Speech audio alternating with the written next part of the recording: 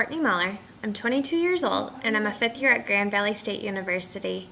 I'm in the Health Professions program and will be applying for Physician's Assistant in school later this year.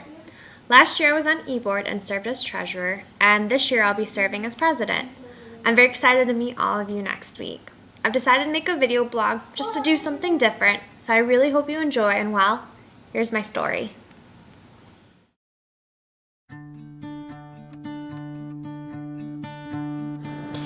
In March of 1999, in my third grade journal, I once wrote, "Cancer.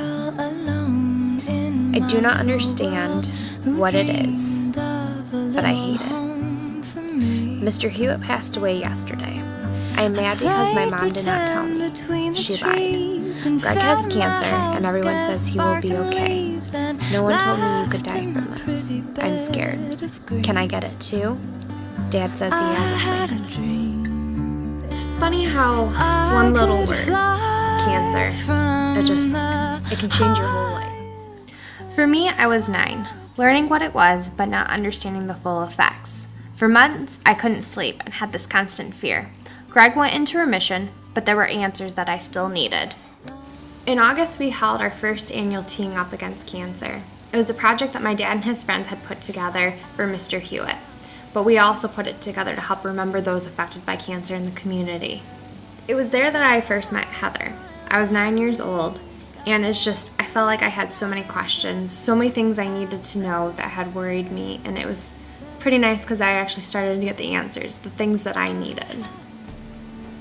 From then on, I was just kind of hooked. Relay was just something for me, something that I could do, even American Cancer Society, somewhere I could go, knowing that if there was anything that I didn't know or anything I wanted to know, something or someone was always there for me. And I mean, it's just always something that's been there, sitting in my subconscious, something my dad always told me, and it's just something I wish he never would have said back in March to help calm my fears, but he told me, he said, if we fight really hard, maybe we'll be okay, maybe we won't get cancer. But as a 9-year-old, those words stick with you. It was our 7th event. Inside the luncheon, everything went quiet. My dad, who chairs the event, usually goes up to the podium and speaks a couple kind words and thanks those for coming. But this year it was different. I remember tears starting to form just as it had done back in May when my brother and I were sat down. He was telling his friends of his recent diagnosis, just like he had just told us. He said, "For 15 years I have looked in the mirror. I see my reflection. For what has been deemed as a mole, my family and I, doctors, we didn't think anything of it. Sad news to say that it is cancer." Today I look back almost kind of laughing, thinking about how when I first found out that he had skin cancer, it almost felt like just the end of the world. Not knowing exactly how extensive it was, how easy would it be to remove, would he need chemo, would he need remission. It was just, at that time, at that point, it was just, you don't know. It's just like hearing that word and just everything just goes quiet. And it's funny to think how such a walk in the park it was, him going in for his surgery. For him, it wasn't a walk in the park. It was very anxiety filled and whatnot, but it's just amazing to think how it's just one little word. It can change your life, big or small. Cancer doesn't care who you are, and it was just amazing to be there for him.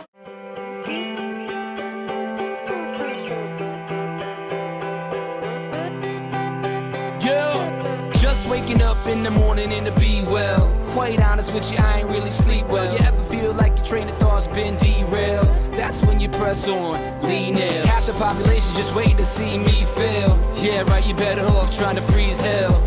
Some of us do it for the females, and others do it for the retail. What I do it for the kids, life through the tower in on. Every time you fall, it's only making your chin strong. And I'll be in your corner like Mick, baby, till the end. And when you hear a song from that big lady, until the referee. It is these people that give me the strength to fight.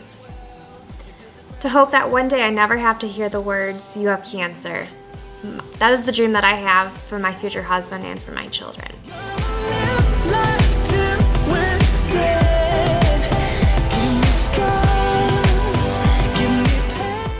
I've been there. I know what it's like to hear those words that it may be cancer. It's just that moment when everything in the room just stops and goes quiet. There goes the fighter. Here comes the fighter. That's what they say to me. So as you've seen from my blog so far, there's a couple special people in my life that I relay for, but I also relay for myself. And in this fight, there's so many other things, so here's a couple things I want to show you. Textbook version of a kid going nowhere fast. And now I'm yelling, kiss my. It's gonna take a couple right hooks, a few left jabs for you to recognize you really ain't got it bad.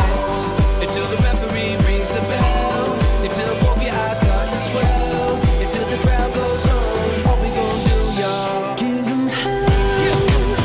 Turn the heads. Gonna live life till we're dead. Give me scars. Give me pain.